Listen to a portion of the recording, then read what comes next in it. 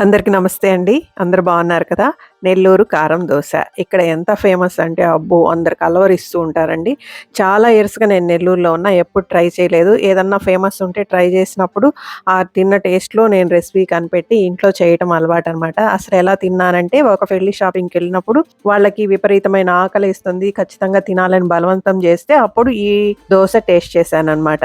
Recipe ఏం లేదండి. చాలా సింపుల్. ముందొచ్చేసి ఎర్రకారం రుద్దేస్తారు. ఆ తర్వాత మనం ఇంట్లో నెయ్యి వేసుకుంటాము. వాళ్ళు ఫుల్లుగా దోస తడిచిపోయేటట్టు నెయ్యి పోసేస్తారనమాట. ఆ తర్వాత సన్నగా ఉల్లగడ్డ చిప్స్ చేసుకుంటాం గదా! దానితోటి తరిగిన ఆనియన్స్ చూస్తున్నారు గదా! రింగులు రింగులుగా ఇవి ఏస్తారు. వీటి వల్ల చాలా టేస్టొస్తుంది. మనం ముక్కలు ముక్కలు చేసుకునే ఆనియన్స్ కన్నా ఇలా చేసి వేసి నేను చెప్పినట్టు ట్రై చేసి చూడండి.